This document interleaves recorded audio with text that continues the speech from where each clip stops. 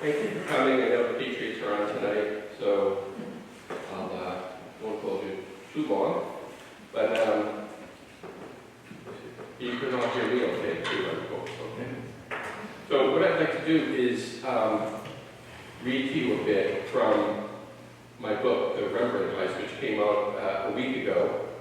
And I'm very excited about it. It's my fourth book. All of them are on the topic of art crime. But this one's really special to me because it tells the story of two really close friends of mine, Miles Connor and Al.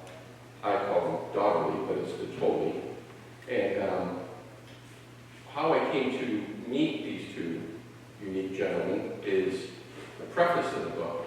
A couple of years ago in the Boston Globe, there was a story about the fact that I was friends with them.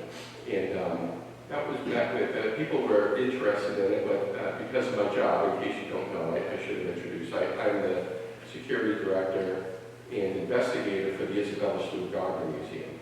So people thought, well, why is he hanging around with the notorious art thief? And I'm going to tell you why. And then I'm going to take you through some pictures to let you meet these two guys, and hopefully they'll entice you to buy a copy of the book if you don't have it already. So, let me begin by skipping around the prologue here. So, again, the context is I work at the Gardner Museum, right? And people love to associate the Gardner Museum heist with Miles, even though he didn't do it. If you Google Miles, the first thing that comes up is Isabella Stewart Gardner Museum heist, which, again, as far as I know, he didn't do it. So, for more than a decade, I avoided meeting with Miles J. Connor. Connor is a legendary figure in the long and astonishing history of Boston crime. He was infamous for a shootout with the police on the rooftop of a building in the Back Bay. He sensationally broke out of a jail cell in Maine using a fake gun he fashioned from a bar of soap and some shoe black.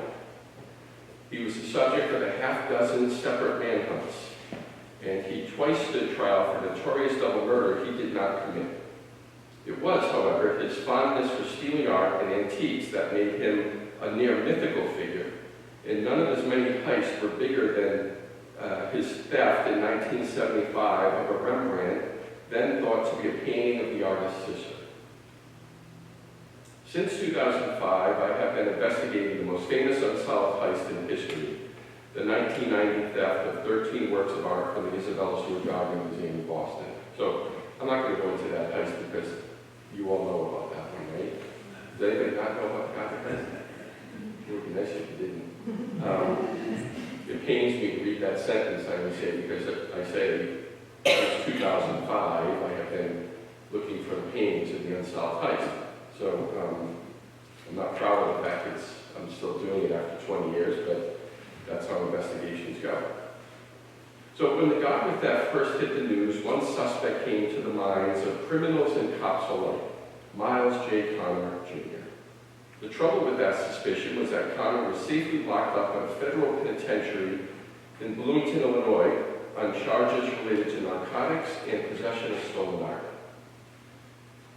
Nevertheless, there's word, possibly apocryphal, that investigators working the Gardner case placed an urgent call to the Bureau of Prisons for a bed check, just to be sure Connor had not again escaped incarceration and made his way to Boston that night. It was confirmed that he was indeed still in his Bloomington cell while thieves pillaged the Gardner Museum. Though investigators had no strong early leads, the one thing they knew for sure was that the perpetrator of the Gardner heist was not Massachusetts and the world's most notorious art thief, at least not directly, that is. Fully aware of this, I was unwilling to reach out to him. Over the years, I interviewed many dozens of people who have stolen art.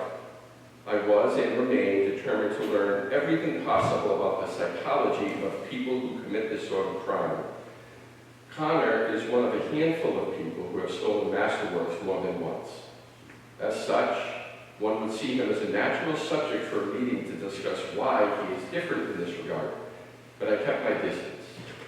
First of all, that point I just made about a handful of people have stolen art more than once, it's actually less than a handful. I can think of 3.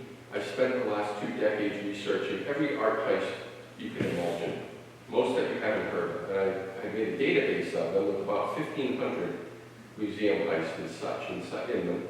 And you'll be hard-pressed to find somebody who stole art more than once. Miles, by his own admission and to the best of his memory, robbed 30-plus museums in his career. Unprecedented. There's a book that came out a couple of years ago. The author is a friend of mine. His name is Michael Finkel. It's called The Art Thief. And in it, he makes the claim that the subject, Stefan Breitweiser, is the greatest art thief and that he stole $2 billion worth of art. And with respect to Michael, I told him this, Stefan Breitweiser is the second best art thief who ever lived. And he stole nowhere near $2 billion worth of art. I don't think it was 20 million, frankly, but it helped sell books. And so he doesn't compare to Miles's career and take it from me on that. So I did hold off on meeting him though, and the reason was, I can now say, that at the time Miles was recently released from prison, and I thought, and I was relatively new to the Gardner case, and when I came on, the press made a big deal about it, and I felt that people surrounding him, a person involved with Miles named Marty Ruffalo, his attorney, and no disrespect to Marty, but I was certain Marty would make a big deal out of it and would seek to publicize this meeting. And it didn't do me good for it to be publicized because I'm trying to speak to a lot of thieves, and if they think it's going to run up in the newspaper or someone's attorney is going to try to make a big story of it, doesn't help me.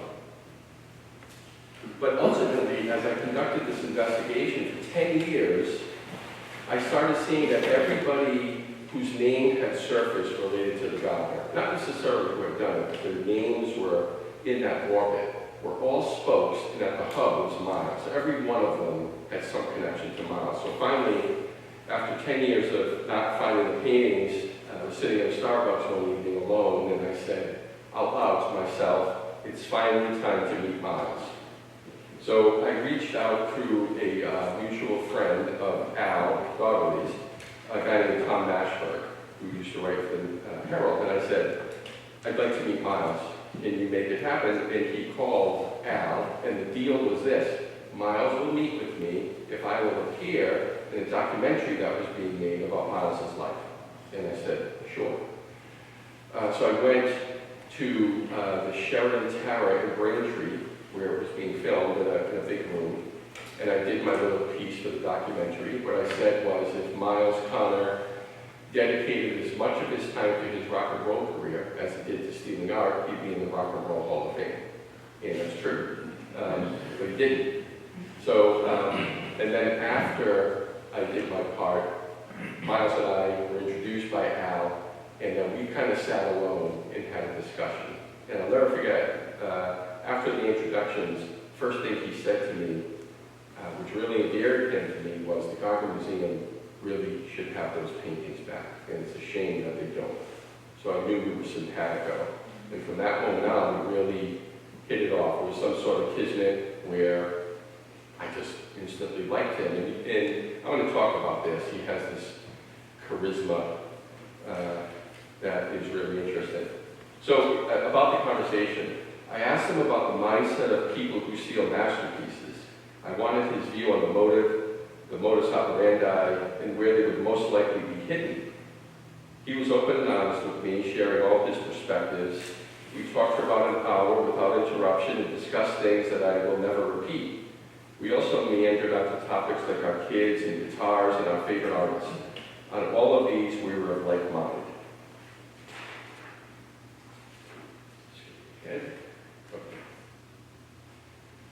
At the end of our meeting, we went to lunch. We went to a Japanese restaurant in Quincy, in Al drove. And we had a really great conversation. It was mostly about Al's career, because that's an important part of his book. This book is about friends, and one of them is the person I just described to you with this art heist background. The other is a person who made a huge name for himself in the music industry, supporting some of the most famous acts in the world to this day around the world. And it was interesting to me, too, because this was at the beginning of arena shows. It's hard to think right now that in our lifetimes, there was no such thing as arena shows until a certain period in the early 70s, basically. And Al was part of this. So it's fascinating conversation to me. I asked him which artists that he worked with, musical acts, were the worst ones to deal with. And he told me, well, we don't repeat who he said. At the end of lunch, we drove back to my car, and I was getting out of Al's car, and Miles was in the front passenger seat, and he turned back to me and said, do you know anybody at the Met? And I said, I know some people, but I'm not really close with them.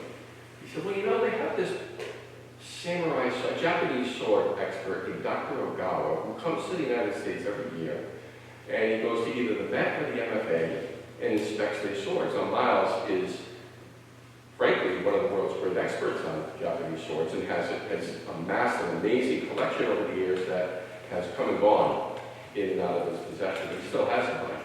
And he wanted to meet this Dr. Ogawa at the Met. And I said, well, I don't know anybody there that well, and Miles, you robbed the Met. And, did I? Yeah, you did. Okay. Well, how about the MFA? I said, well, I know a lot of people at the MFA, I know them really well. And he said, could you ask them if I could come meet him there? And I said, well, you know, you stole a Rembrandt from the MFA. And they said, well, yeah, I did. But, you know, would you mind asking them? I said, no, I'll ask them. What's the harm?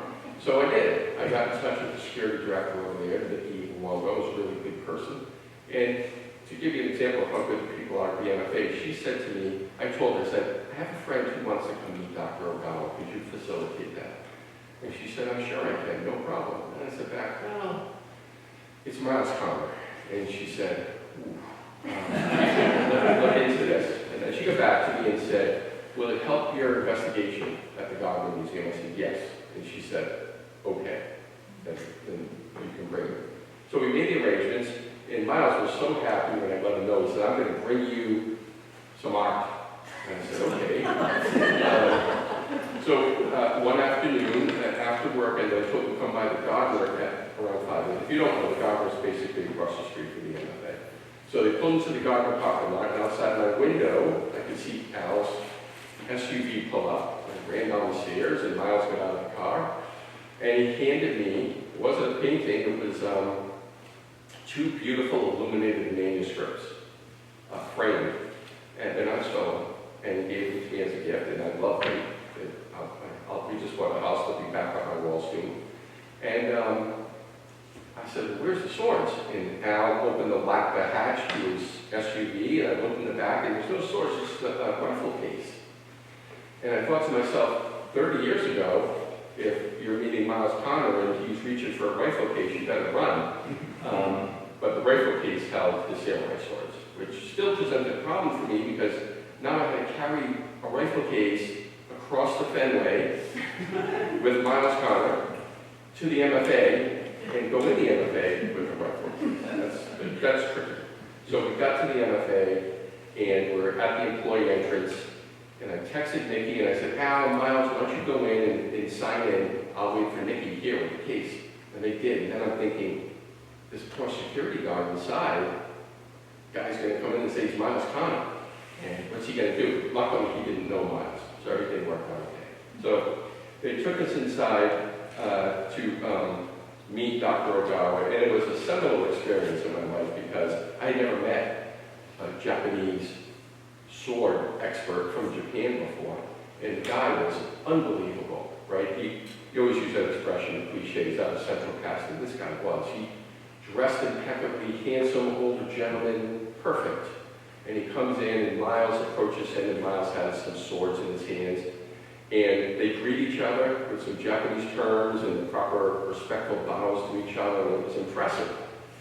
And then Miles says, can I show you some swords? And he said, of course. So Miles takes out a smaller sword. What do you call a smaller sword? A tanto, right? In case you don't know, Miles Connor's here, by the way. So he takes the tanto and he starts walking towards Dr. Ogawa, and Ogawa says, I know that sword. And Miles said, oh, you know the maker? And he said, no, that sword, I know that sword. I know the family that it's from. That's impressive, and it tells you the quality of stuff Miles has, right? These aren't samurai swords that that were made 100 years from now. These are 100 years ago. These are things that are like 14th century, 13th century. Even his copies are like a 15th century copy of a 14th century sword. These are mind-blowing things. So Ogawa and Miles had this great conversation. A lot of it, Al and I were watching, and Al's here too, and we didn't understand any of it, but it was something to see, because given Miles' background, when people converse with him, people would say, oh, so Miles, what was it like going into this museum, or what have you, but to watch him talk about his ultimate passion, which are Japanese swords, with Dr. Ogawa, was literally like watching Babe Ruth and Joe Maggio discuss hitting, right? It's, wow, I don't care if I understand it, it's cool. So they had that conversation, and when it was over, Dr. Ogawa was really impressed with the swords. When it was over, they parted ways, and you remember Dr. Ogawa was really interesting, wanted to know how can we reach you again, you really can't. Only by fax, right? No phone, no email, no text, fax. Okay, so we walk out and we leave, and the security director for the MFA is leading us out, which takes us to a shortcut, which is through the galleries. The museum's closed now, right? But the lights are on. And we're walking, and Al's right here behind me, Nikki's in front, and Miles is right here. And all of a sudden, all the lights go off, and the place is totally pitch black, right? This is only my second time at World Square Star Beef, okay? And I'm in the MFA, and all the lights are on. And I grab him by his left tricep.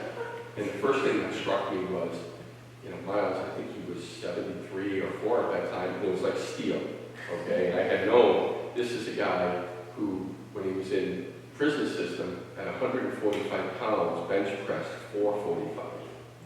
Think about that, okay? That's 2 of me.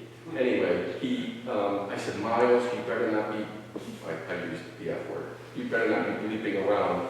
And then the lights went back on. And he said, oh, I wouldn't do that to you, pal. And I thought to myself, nah, he wouldn't. And I thought, well, would he? So that's how we came to know each other. And then because the 3 of us just had this, I can't think of the word, it's sort of like this kismet where you meet somebody, and you've all done it in your lifetime. You met somebody you instantly like, and you become really, really good friends with, right? And that's how we were right from the beginning. It never ended, and that's like 11 or 12 years now. So over all that time, we went to countless lunches. Miles and I, thanks to Al, we saw Bruce Springsteen in concert. We went to see a comedy show at the Civic Center. We get to do these things, but it's mostly meals. Miles has come to the garden a bunch of times, and we walk around. And I got a little criticism for that at first too. Like, how could you walk Miles Connor around the museum? I said, I'm the only person in the world who knows when he's there, right? I know when the art thief comes to my museum because he calls me and I come around. So over that time, I've heard countless stories from Miles, and all of them, for someone like me, it's so beyond fascinating, right? Someone who spent most of his career protecting fine art and looking for stolen art, to be able to speak to somebody like that is unbelievable, right? It's a unique opportunity. And as I'm going to tell you, and as you're going to read in the book, which I hope you buy, there's a second part to this, right? I'm going to tell you about what Miles did with the MFA, but this is the one case where there was a master plan to steal this painting. The intricacy of the theft at the MFA is beyond anything I've ever seen before. And again, I've looked at 1,500 of these. Nothing like it. Part 2 is the intricacy of returning this painting, which is incredible. And I got to hear exactly what went into it in painstaking detail by the guy who did it, which is Al. I can't, there's no story, there's no episode that can compare with what these 2 did. It set a really bad precedent, frankly, in the art world. But nonetheless, it's really interesting. So I want to show you some pictures to take you through their life because the book does. This is a story about guys who met as young teenagers, lived lives that you can't even believe, both of them, and remain friends today, almost 70 years later. So, Jean showed you this one already, but I'm not going to go through it. Not working. There we go. Okay, so what you're looking at here, I might get some of the small details wrong. Don't worry about it. But this is obviously Miles and Al. And you talk about yin and yang, right? These, one of them is very tall, the other one is not. One of Miles' greatest lines, one of my favorite things he ever said was, "I may be a small potato, but I'm hard to peel." And that's true. So the other thing about these two that really strike me is I've never seen them nervous. They don't get nervous. They don't have that gene. They just are who they are, and whatever comes their way, they deal with. On this evening, Miles is opening for the Dave Clark 5. So Miles it's hard to overstate his rock and roll career, because he's learning rock and roll guitar, and that's how he and Al met. Al rang his doorbell and wanted to learn how to play because everyone knew there was this kid in Milton who knew rock and roll guitar. But you have to remember, again, you have to take yourself back. It's before the Beatles have come here. It's when rock and roll is being formed, right? It's not like every kid in the world wanted to learn electric guitar. It just started. And he was a virtuoso at it right away. He just had that gift, right? Like he has with a lot of things. It's like, what's that expression you say, Al? Miles, most people know like how to do 10% of 100 things. That's 10 things at a time. This is 10%. Does all better than any of us. Right, yeah. He can do 10 different things, and at 10%, that's better than any of us can do on one of them at 100%. And it's just a gifted guy. So Dave Clark 5 is the first one of my favorite little stats about them. It's the first band to ever knock the Beatles out of the #1 spot. And he opened for them. He opened for a lot of famous acts. Roy Orbison would come to Massachusetts, and at the time he would travel on like a bus, a private type of thing.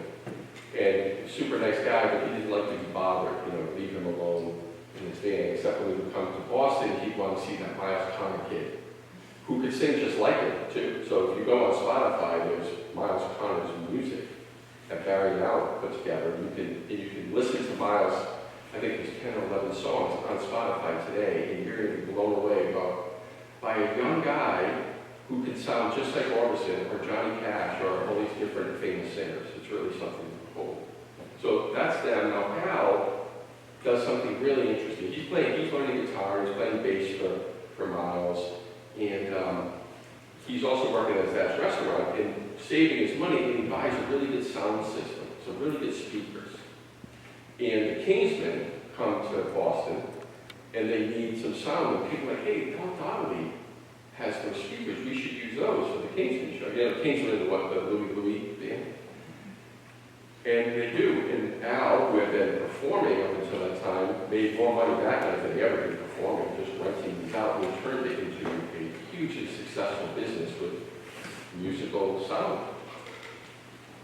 Now this is the two of them on a motorcycle. It's one of my favorite pictures of them. It's from a video. We use artificial intelligence to enhance it a bit, and I just love the picture.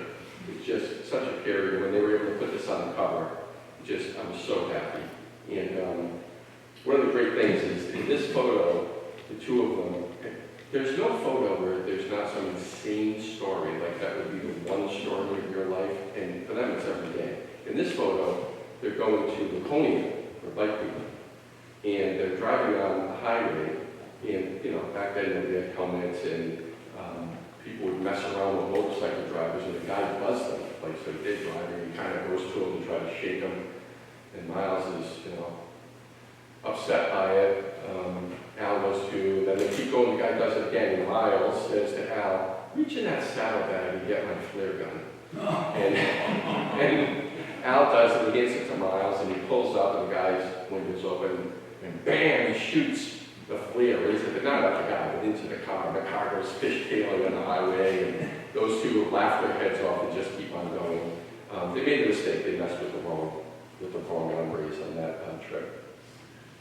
This picture is really interesting to me because, you see, he has the guitar, right? This is Miles at 14, And he's featured in the Boston Globe. Already, there's something special about this guy.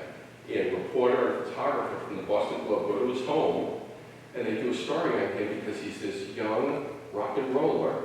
Again, I say in the book stuff like, this is when like parents would say, stay away from that, they play that rock and roll music, you know?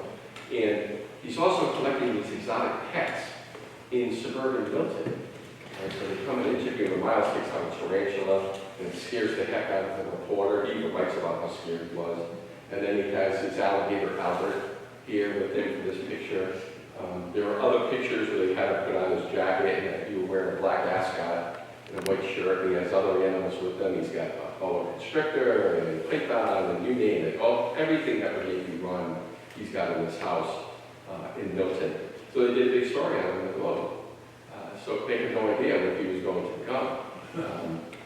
But still, he rated this story because he was this unusual young man. Now, this unusual young man had a police officer for a father. His father, Joe Connor, was a sergeant in the Milton Police Department, very, very highly regarded.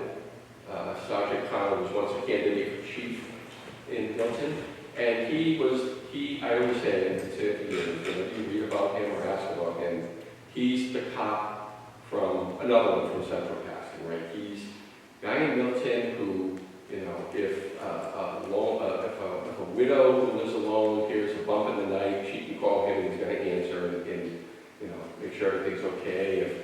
If he's driving on patrol and somebody's having trouble loading the groceries out of the trunk of the car, maybe that same woman, he's going to help her, right? He's the ideal of what people believe in terms of what police officers should be.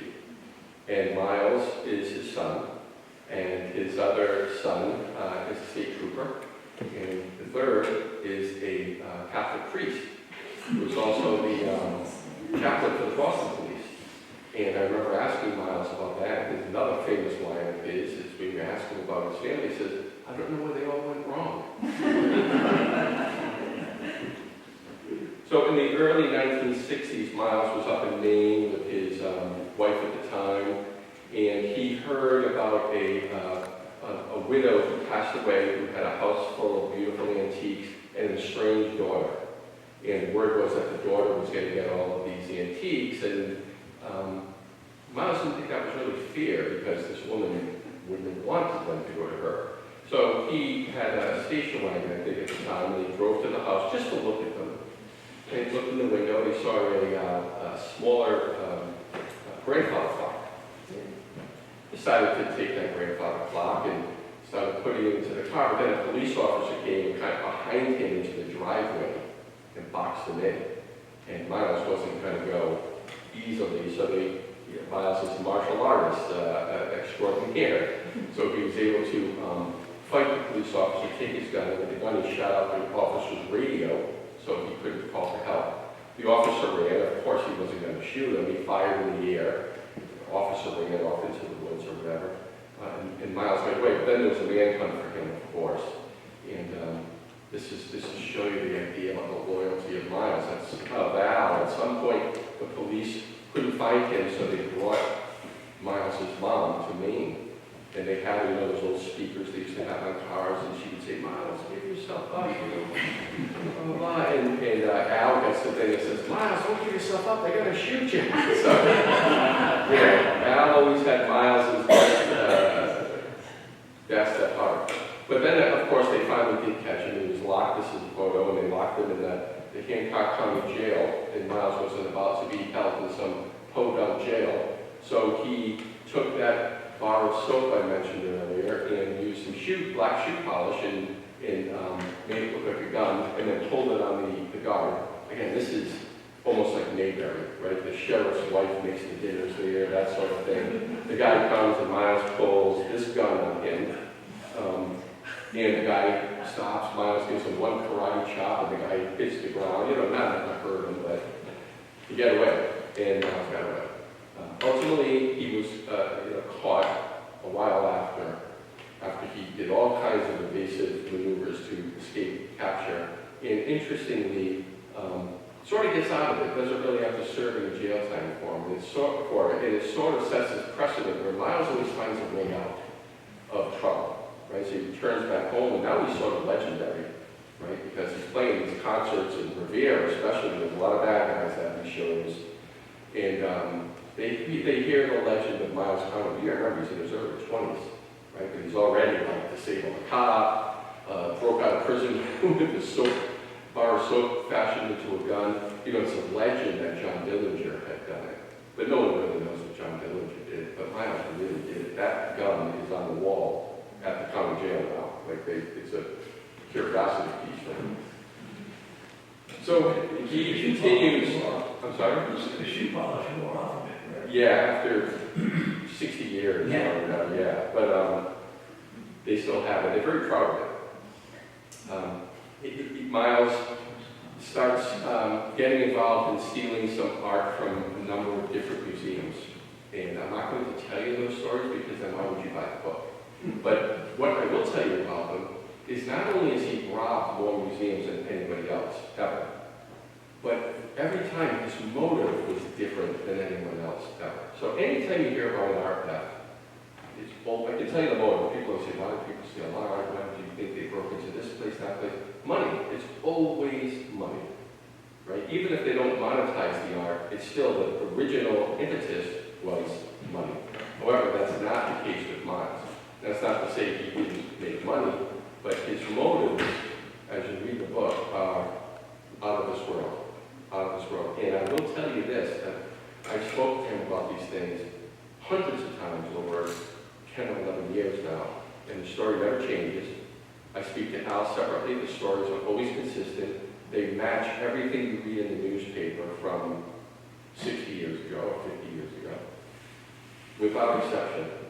And that's incredibly rare. So, there's a lot that teaches me that these things are accurate. And Miles, as he said himself, had a heart issue in the 90s that affected his memory. But it affected his memory in the sense that he might not sit here and bring it up to you, but if you poke him and say, tell me about X, he has it all, and it's all there.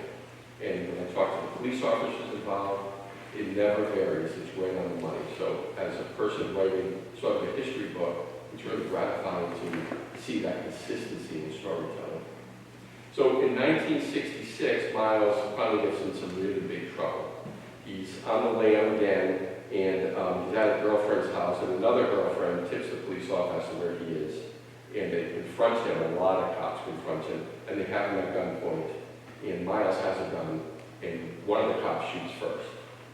And Miles returns fire, and he hits a police officer. And then he flees up to the rooftops in the back bay. Right? You talk about cinematic. Right? This is film noir in real life. And he's on the rooftop, and they're shooting back and forth. Miles is hit. I don't know if it was 7 different bullets, but struck 7 different locations because the bullets passing through. Vital organs hit. If you don't mind me to commit a HIPAA violation, lost a kidney in the whole thing. And then finally, I mean, he's in really bad shape. The police come up to him and grab him. His first question, how's the other cop?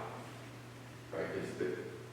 I'm going to get into this sense of honor that he has. So the police that are up there on the roof are really upset, and they want to kill him, and they're going to throw him off the roof of the building. And the fire chief, who's responding as well, stops them. Otherwise, he would have been dead in his early 20s.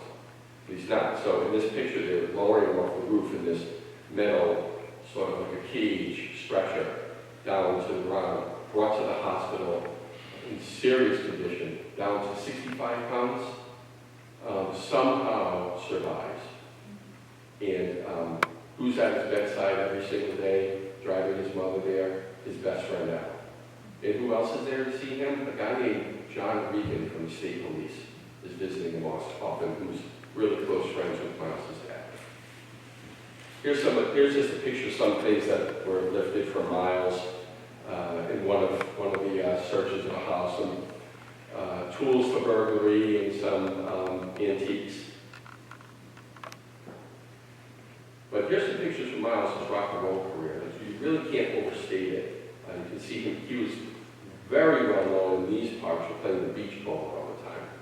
right? So that was sort of like, you know, Bruce Springsteen had a stone pony in New Jersey, Miles has the beachcomber, and you can't mention one without mentioning the other.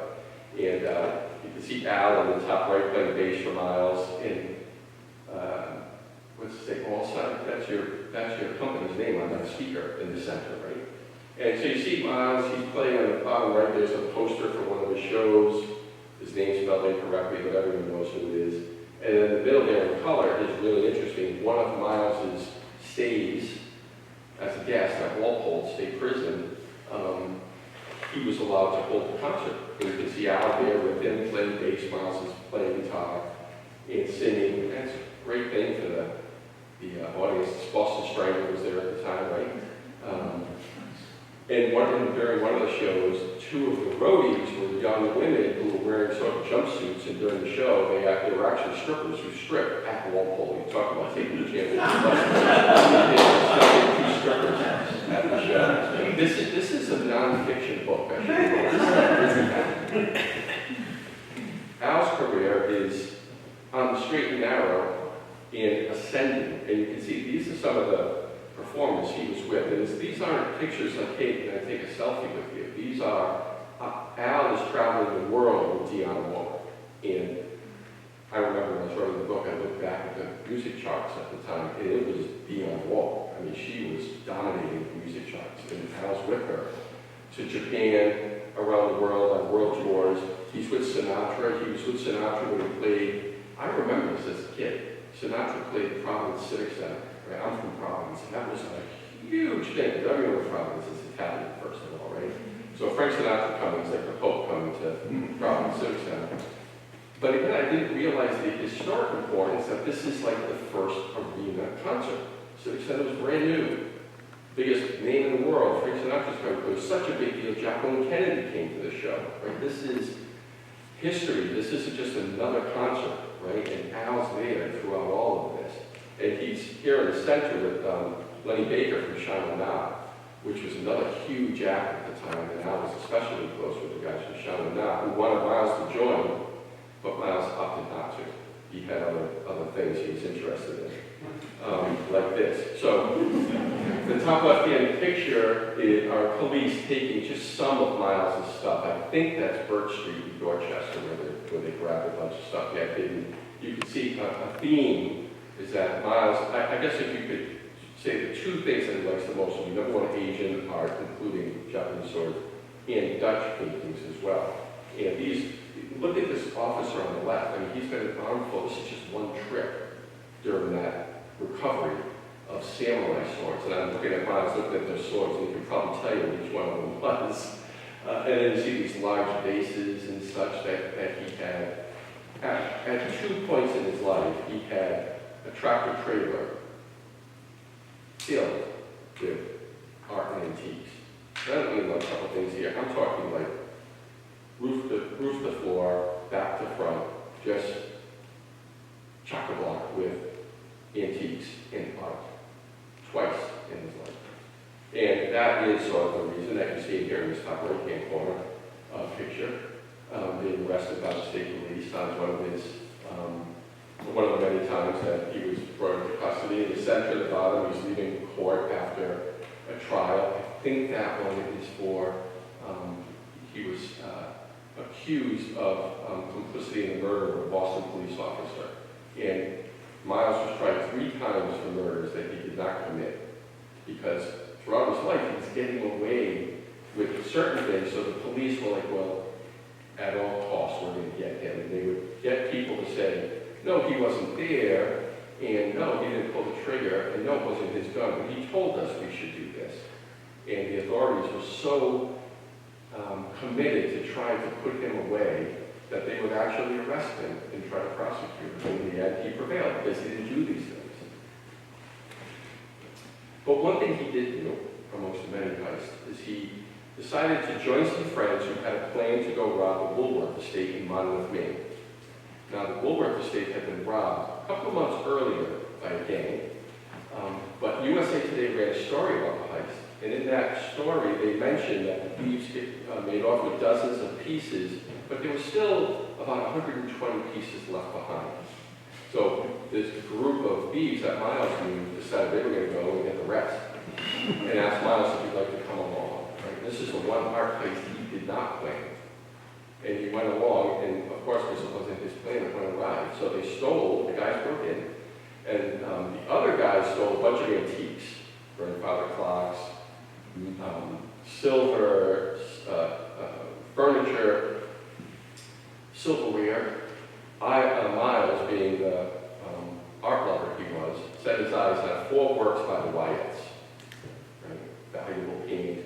One of them, you know, in the hurry, you didn't notice was actually a print. The 3 paintings in the print by the Wyatts. Now, when you look at art theft throughout history, when you steal something like a Wyatt painting, you can't sell it. It's too highly recognizable, it's too valuable. But Miles is nothing if he's not a risk taker, and he takes these paintings. And then, one of the guys from the gang tells him he found a buyer for him. Right? So Miles decided to meet the buyer. And in the book, I describe the day he did this, and it's one of the most remarkable days anybody's ever lived. Okay? He wakes up, drives all the way out to Amherst, picks up his stolen car, drives all the way back to Mashpee, does a radio interview about a concert he's having later that night. In that radio interview, the interviewer asks him at the end, I have to ask you, Miles, are you done with the crime? Are you done with this life of stealing? Are you going to focus on music now? And Miles said, yes, I'm completely done with that. That part of my life is over. Goes outside and tries to sell those paintings, the stolen art to somebody, and it turns out to be the FBI. The FBI arrests him. A special agent named Bernie Murphy, who's here on the right, those are the pieces, puts Miles in the back of the car, and he leans in the car and says, well, we've got you now, Connor. Let's see you get out of this one. Because now it's the facts, you're right. Let's see you get out of this one. And Miles is sitting back there and just looks at him and says, just you watch me. And I remember asking Miles, were you nervous? You know, sitting back there, and he just went like this to me. No words, of course not. You know, are you kidding? Nervous? FBI, whatever. They don't get nervous, these guys. So he's arrested and booked and everything else, and but he's not held at this time. So Miles goes to see his father's friend, Major Regan, from the state police, who's the head of detectives at this point. And Major Regan knows Miles has stolen a bunch of stuff and might have access to it, but it's unspoken. And Miles says to him, you know, I might be able to find some pieces of art. Do you think that would help me in this? And the trooper said to him, no, Miles, they got you now. It's going to take your Rembrandt to get out of this one. And that's not something you say to Miles Connor. And that's why he went to the MFA in April of 1975 and stole the painting that's on the cover of this book right here. Portrait, at the time it was called Portrait of Elspeth Van Ryn. And with his typical panache of all the Rembrandts at the MFA at the time, he steals the best one. The one that to this day is used to compare to other Rembrandts to see, you know, is this his handiwork or not, because it's such a great painting. It's actually not Rembrandt's sister Elspeth, it's a trony. A trony is basically something an artist creates just as to practice working on the human face. Staggeringly beautiful. It's on an oak panel, and you're going to buy the book to read exactly how he did it. And as I mentioned earlier, it's one of the most intricate, it is the most intricate art theft in history, bar none. So now Miles is finally locked up, though, and nobody knows he's stolen this. His painting is gone, and it doesn't belong to the MFA. It's on loan. So what happens is people know who probably stole it, but you can't pin it on him because it was a perfect crime. Miles is locked up in the Charles Street jail, and people are seeing Al around, so you can't really talk to Miles once he's locked up, but you see Al, his best friend, in a bar having a couple of beers, or just in town, and people are looking at him with a little wink and a nod, and it's all in good fun. You know, it has nothing to do with Al. Al told me when he heard the news, he was doing some work at home, and yeah, must have been Miles, keeps working. You know, Miles, that's what he does. But then this happens. A reward offer is posted in the Boston Globe. And it's, I have to say, as someone who handles a $10 million reward, this is really clever. It doesn't say an amount. So it leaves that question out there for people. They start to dream about how much it can be. And this is very ethical too in the world of art, because it says it's offered by the owners. It doesn't say who the owner is. It just says owners. So people know it's the MFA. Who is it? For information resulting in the safe recovery, not for who did it, right? Information, right? So thus, technically, this is not a ransom, which is totally verboten in the art world. Not a ransom, it's a reward, right? So this is very well done. Everybody sees this. This is back when everybody read Boston Globe, right? Paper version. And people start seeing money, dollar signs in their eyes, and can't go to Miles, but who are they going to start approaching? Al, right? Next best thing. Al must know. Al didn't know where it was. He had no idea where it was. But things started getting hot. First, insurance people are calling him, insurance investigators, then, semi-wise guys in the area are starting to poke around and this and that. But then finally, an actual mafioso comes to Al's house. And it's a new house Al has. He has an incredibly successful, legit business. He's got 2 daughters. He's got a young, beautiful girlfriend. Nothing wrong with young girlfriends, I should say. And he doesn't want any trouble with these guys. This is the mafia. This is from Providence. This is nothing to mess around with. So he goes to Miles. Unbeknownst to him, Miles is thinking to himself, too, I'm going to have Al return this thing. And the 2 meet at Charles Street Jail, and they start working on the plan. And you'll have to read the book to understand the plan, because it is a masterpiece of a return.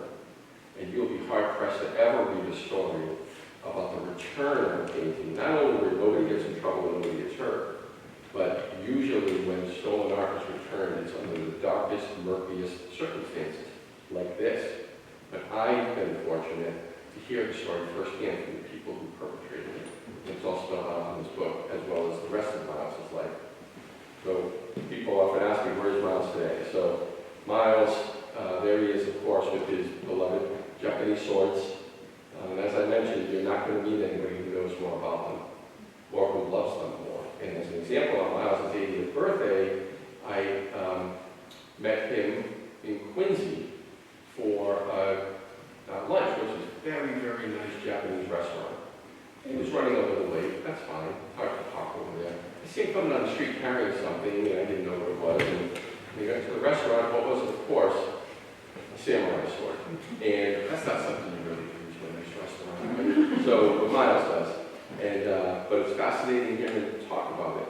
And I like this picture because in the background, you see the manager of the restaurant approaching because there's a guy in the restaurant with a Japanese sword. And I'm thinking, he's gonna, you can see we haven't eaten yet, and I'm thinking we're going to be asked to leave, probably. But when he gets to us, he looks at them, and Miles just turns on the charm. And he just has this charisma that the guy was perfectly fine with it. We had our meal, and we sat there with this samurai sword in this restaurant and enjoyed the rest of the day. And I talk about Miles' charisma. It's an interesting thing because often he'll come to lunch at the Gardner Museum, at the Gardner Cafe G. And even the owner there will say this. He'll say, you'll see Miles, and you'll wonder who this guy is, and he's sitting there with, and you go over it, and it's over. You're wrapped around his finger. And he starts telling you these stories, or he's just talking to you, and he's got you. And as an example, when my book first came out, our first event was at a place in Newport called Charter Books. And it was a really well-attended event. It was a great way to kick off the book. Miles was sitting in front. Nobody knew he was there. Somebody said to me, where's Miles Connor today? I said, he's sitting right here. And he got up and the whole place cheered for him. And I said, you're cheering for an art thief here, folks. But they all loved him. They had him sign their books as well. But to give you an example of his charm, this is a picture of me with my fiance and Miles, and look at her. Not hugging me, leaning away from me, like I was also there in this picture, with her arm around Miles. And tonight she's sitting with him. My chair's over there, and she's sitting next to him. And tonight she took a selfie with Miles and not me, but But I talk about Miles' charisma, and there's something similar in Al. And I say this without bias, and I wrote it in the book. If you don't like Al, it's on you. Because the minute you meet this guy, you're like, this is a good guy. He's just such a great guy. And they're friends of mine, so again, I'm biased, but the book isn't. But to be able to tell their story, it's like this honor for me, because when I write a book, I always think to myself, the beauty of writing a book is that long after I'm gone, it's going to be in a library somewhere. Right? And it might sit there for 20 years collecting dust, but someone will pick it up and read the story. Right? So I feel when I write about these people, in this book or any other book, you feel this really important sense of responsibility, because you do think to yourself, Miles or Al's grandchildren and their grandchildren are going to read this book someday. So get it right, because this is what they're going to know of their grandfathers. So it's an honor for me to tell the story of these two guys, who I love. I do. And I always say, if people have an issue with that in my career, I don't care. So that's the story of these two guys. This is them today.